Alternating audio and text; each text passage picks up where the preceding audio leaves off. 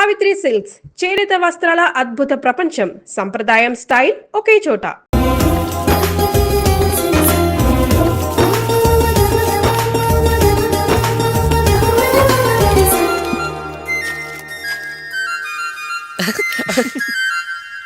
తమ్ముడు చాలా ఎదిగిపోయాడయ్యా.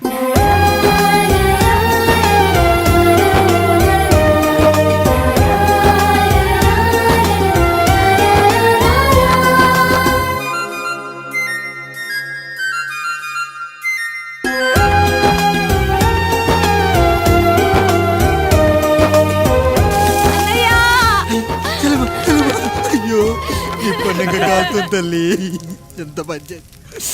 నానేం చెప్పాడో తెలుసు కదరా, కష్టమైన సుఖమైన కలిసి పంచుకోవాలరా.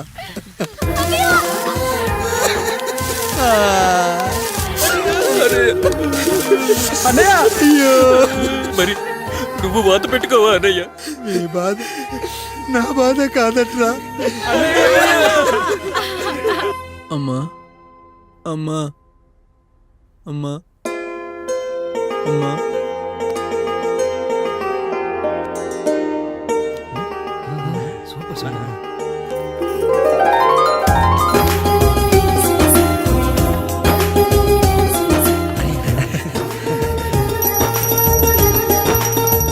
నా భార్య లక్ష్మి అమ్మ ఇక నుంచి నీకు అన్నీ నేర్పిస్తుంది.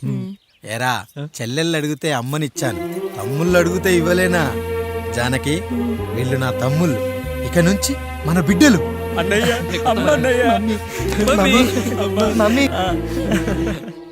ఆ అమలాపురం, ఈ ఇచ్చాపురం, ఊహాపురం. నమస్కారం. పిల్లలు బడికొస్తారంట మాస్టారు. బాగా చదవండి, పై చదువులకి పక్కూరు వెళ్ళాలి.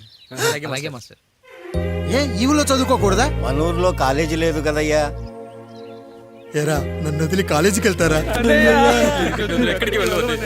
నేను చదువుకుంది చాలదా? నా చదువులు మీ చదువులు కావా? మా కుటుంబాన్ని, మా అన్నదమ్ముల్ని విడదీసే ఈ చదువులు మాకొద్దు మాస్టారు, వద్దు. గోడలకు పిడకై తెగ దిగువై మురిసే బంధం, మేడలకు తడికై దూరంగా ఉండదులే. కేదలకు పాకై గూడల్లే నిలిచే చందం, కాకులకు ఈకై ఊరిక నేరాలదులే.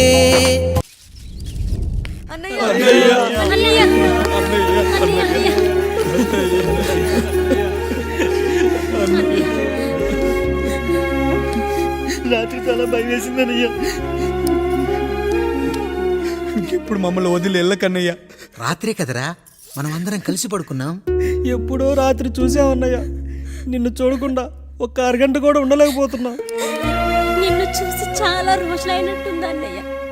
రాత్రంతా ఎక్కడికి వెళ్ళావన్నయ్య? అసలు ఎక్కడికి వెళ్ళారండి? ఇంట్లో దోమలు కుడుతున్నాయని అలా పక్కనే ఉన్న గడ్డివాం దగ్గర పడుకున్నా. మన రత్తాలు వాళ్ళ ఆయన ఊళ్ళో లేడంది. సరే అని తను తోడుగా తీసుకెళ్ళా.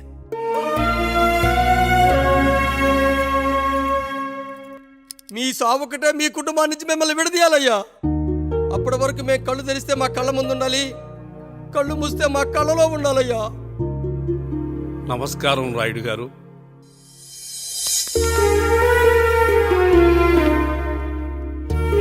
నమస్తే. ఏం జడ్జి గారు, ఎప్పుడొచ్చారు? ఇప్పుడే. రాయుడు గారు, మీ కుటుంబం గురించి వినడమే గాని ఇప్పుడే చూస్తున్నాను. ఒక్కసారి మీ కుటుంబ సభ్యుల్ని నాకు పరిచయం చేయండి రాయుడు గారు. వాళ్ళు నా తమ్ముళ్ళు. నమస్కారం. మొత్తం ముగ్గురా? కాదు, నలుగురు. వాడు వేరే షూట్లో ఉన్నాడు. వీళ్ళు నా చెల్లెళ్ళు. నమస్కారం తల్లి. వీళ్ళు నా భార్యలు. నమస్కారం అమ్మా. వీళ్ళు నా బంధువులు. నమస్కారం. నా జీవితంలో ఎంతో ముఖ్యమైన, ఆ, ఇష్టమైన, ప్రాణమైన ఆ. మరో మనిషిని మీకు పరిచయం చేయాలి. ఆవిడే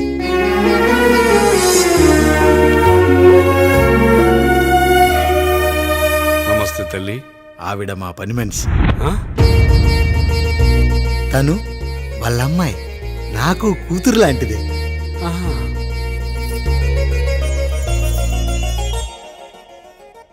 ఆ ఫోటోలోని వ్యక్తి ఎవరమ్మా? మీ ఆయన?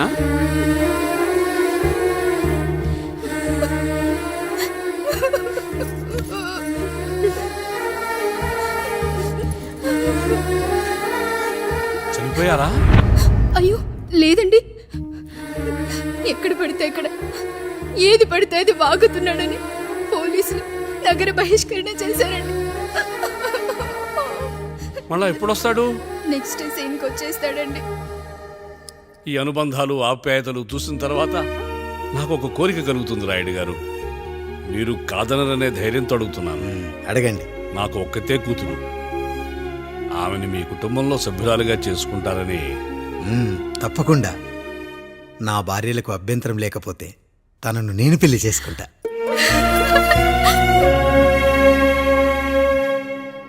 అయ్యో, మీరు పొరపాటుగా అర్థం చేసుకున్నారు. మీ పెద్ద తమ్ముడికి ఇచ్చి చేస్తారని.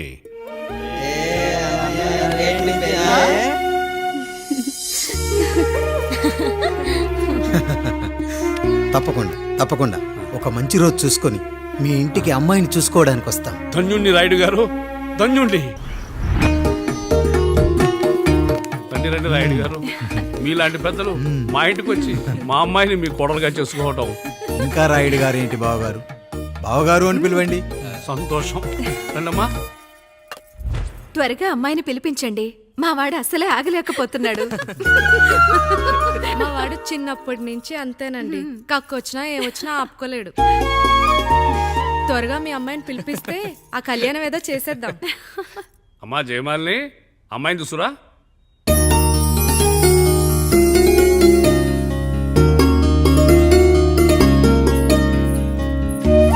కూర్చోమ్మా. నువ్వు కూడా అబ్బాయిని చూడమ్మా.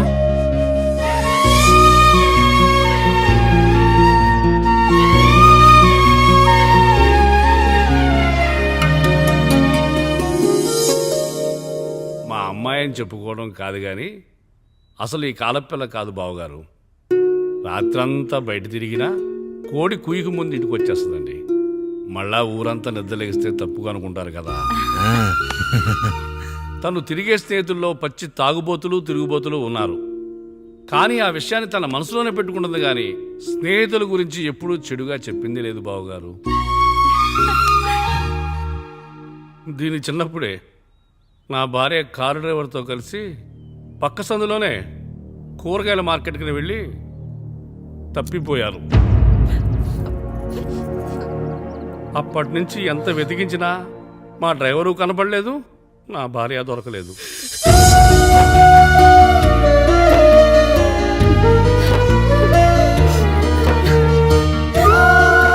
అమ్మ నాకు చాలా ప్రేమ పంచింది నాన్న, అది ఊరంతా పంచుతానంటుంది నా బిడ్డ.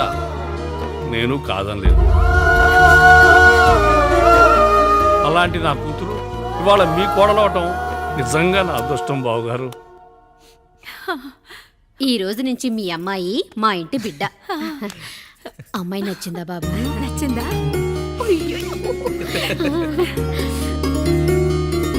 వాడికేం తెలుసు అన్నయ్య గారు, చిన్న పిల్లాడు. ఇప్పటికీ ఆకుని చెవులో పువ్వుని నోట్లో పెట్టుకొని తిరుగుతూ ఉంటాడు.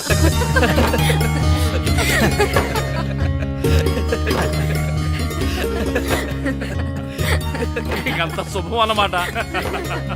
ఇక తాంబూలవి మార్చుకుందాం. ఒక నిమిషం ఆగి, నేను చెప్పేది ఒకసారి నా మాట నేను ఒక్క క్షణం కూడా ఉండను. ప్లీజ్. అమ్మా శారదా, పెద్దవాళ్ళు వచ్చారమ్మా, మనల్నే చూస్తున్నారు. అమ్మాయికి పెళ్లి చూపురమ్మా. ఈ టైంలో నువ్వు ఇలా అలర్ట్ చేస్తే దాని జీవితం నాశనం అవుతుంది తల్లి. లోపలికి వెళ్ళు, తర్వాత మాట్లాడదాం. ఇక్కడ మీ కోడలు కాపురం కాలిపోతుంటే మీరు ఆ మంటల్లో మీ కూతురు పెళ్లికి కాఫీలు పెట్టిస్తున్నారా? ఈ ఇంట్లో నేను ఇంకొక క్షణం కూడా ఉండను. ఒక్క నిమిషం తల్లి, అసలు ఏం జరిగిందో నాకు చెప్పమ్మా. ఈయన మంచోడని 6 నెలల క్రితం నాకు పెళ్లి చేశారు. మొదట్లో బాగానే ఉన్నాడు, ఆ తర్వాత ఒక రోజు మందు కొట్టాడు.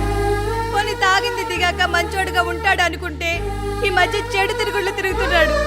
ఊరవతల చిన్నిళ్ళు కూడా పెట్టేశాడు. మీరే చెప్పండి రాయుడు గారు, ఈ ఇంట్లో నేను ఉండాలా, వెళ్ళిపోవాలా, ఈయన్ని వదిలేయాలా, అక్కర్లేదా? వదిలేయాలమ్మా.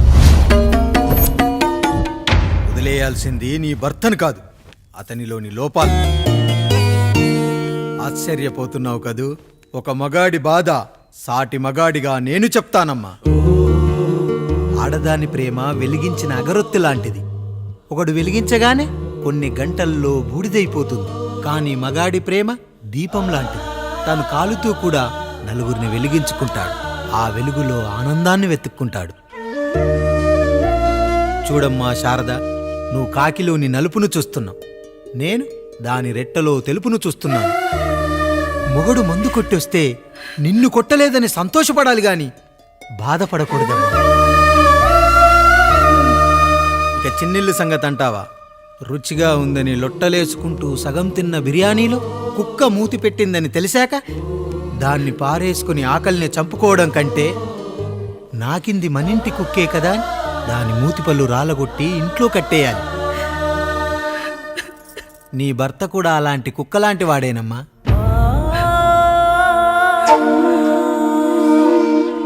ఆడదానికి వయసొచ్చాక 3 ముళ్ళేసుకొని 90 ఏళ్ల జీవితం గురించి కలలు కంటుంది.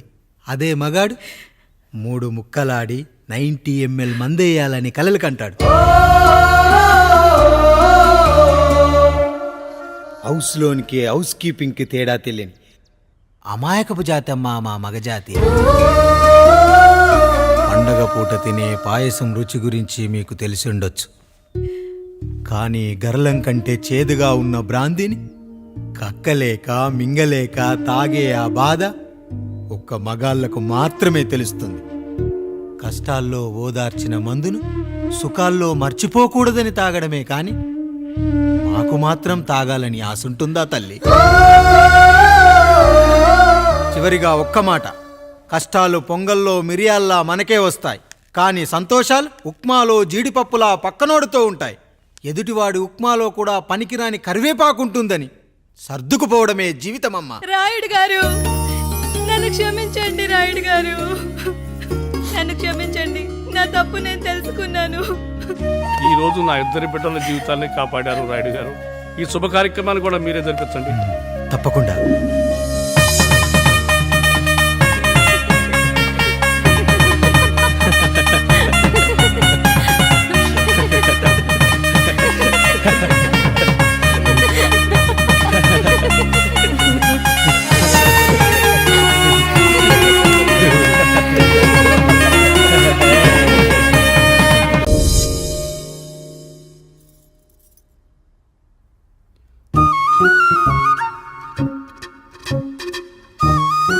తింటారా?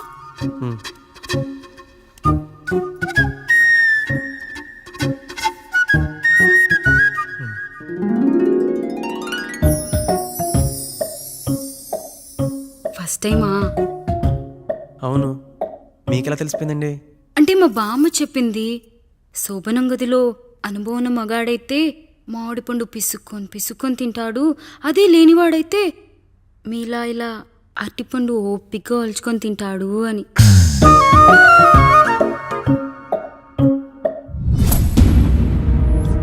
ఏంటవి? అవేంటో తెలీదా?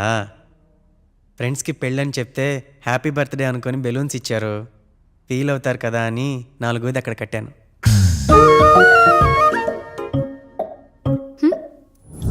అన్నీ వచ్చాడు. పిల్లల గదిలోకి వెళ్ళారా? వెళ్ళారండి. మీరెంత ఏంటి ఇంత రాత్రైనా ఇంకా పడుకోలేదా? మీరు లేనిది ఎప్పుడైనా పడుకున్నామా అన్నయ్య? అందరం కలిసే కదా పడుకునేది మావయ్య. సరే అందరం పెద్దోడి గదిలో పడుకుందాం. ఈరోజు వాడి శోభనం కదా, అసలే కొత్త, పక్కనుంటే ధైర్యంగా ఉంటుంది. పక్క నుండి దగ్గరుండి జరిపిద్దాం, పదండి.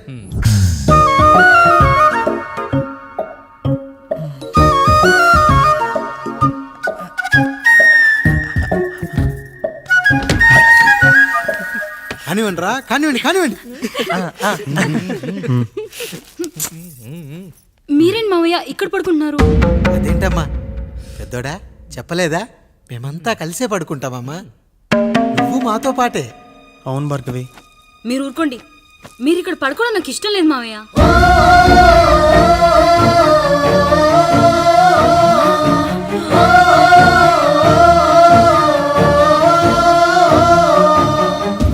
అదేంటమ్మా అలా అంటావు? ఎన్నో చూశాం, ఎన్నో చేశాం, దుక్కి దున్ని కోత కోయకుండానే ఈ విత్తనాలన్నీ మొలకొచ్చాయంటావా తల్లి? అవన్నీ నాకు తెలియదు మావయ్య, మర్యాదగా బయటికి వెళ్ళండి.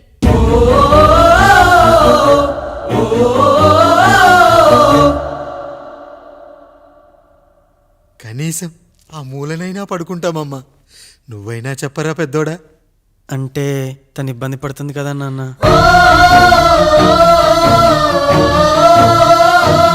నువ్వు కూడా ఏంట్రా? పిల్లలేదో ఆశపడుతున్నారమ్మా. ఒక్కసారి ఆలోచించమ్మా. మామయ్య మీరు బయటికి వెళ్తే మేము తలుపులేస్తాం.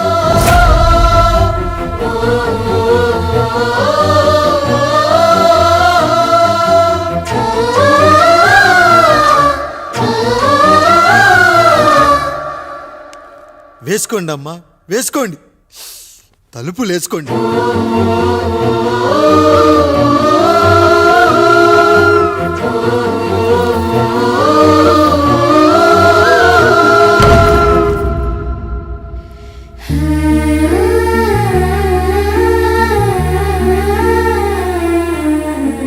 నాయుడు, బిడ్డలు జాగ్రత్త.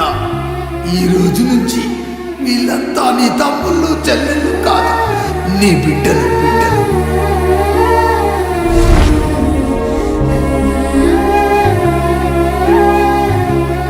జానకి, ఏమండి సావిత్రి, ఏమండి లక్ష్మి, ఏమండి మన గదిలోకి పదండి.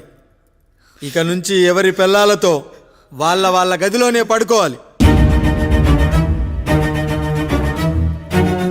ఇది ఈ రోజు నుంచి ఈ వంశానికి రాస్తున్న కొత్త శాసనం. అయ్యా అలా అరకండి అయ్యా, మీరు లేకుండా మేము ఎప్పుడైనా విడిగా పడుకున్నాము. అంతా కలిసే కదయ్యా పంచుకున్నాం. వెళ్ళరా వెళ్ళు. నీకు భార్య ఉంది, నీకు పడగది ఉంది. వేసుకోండిరా, మీరు వేసుకోండి. తలుపులు వేసుకోండి. మీరు కూడా ఏంటండి పిల్లలేదు? నర్మయ్, చిన్న పిల్లల వాళ్ళని ఉయ్యాల్లో ఆడించేటప్పుడు పక్కనే ఈ నాన్న కావాలి. బడికెళ్ళేటప్పుడు పక్కనే ఈ నాన్న కావాలి. గుడికెళ్ళేటప్పుడు కూడా పక్కనే ఈ నాన్న కావాలి.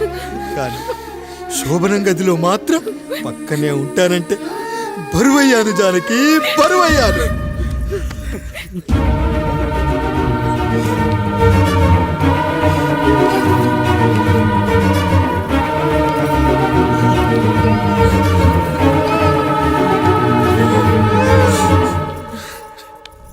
ఏంటండి ఇంకా అదే ఆలోచిస్తున్నారా? ఎలా మర్చిపోగలను లక్ష్మి? జరిగింది ఏదో జరిగిపోయింది, మీరు బాధపడకండి. ఎంత మాట అన్నాడో చూసావా? నా భార్య ఇబ్బంది పడుతుంది, బయటికెళ్ళండి నాన్న అన్నాడు. వాణ్ణి ఎలా పెంచాను?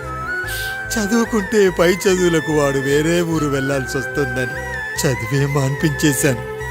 జ్వరం వస్తే ఆ మాత్రలు చేదుగా ఉంటాయని నేనే మింగాను. నోరు తెరిచి అమ్మ కావాలన్నప్పుడల్లా ఎంతమంది అమ్మల్ని ఇచ్చాను. నాన్న అన్న ప్రతిసారి నాన్నల్ని ఇవ్వలేకపోయానని వాడికి నా మీద కోపమో ఏమో జానకి. నిజమేనండి, మనమంతా ఇలా లేమే. మన కుటుంబానికి దిష్టి తగిలింది.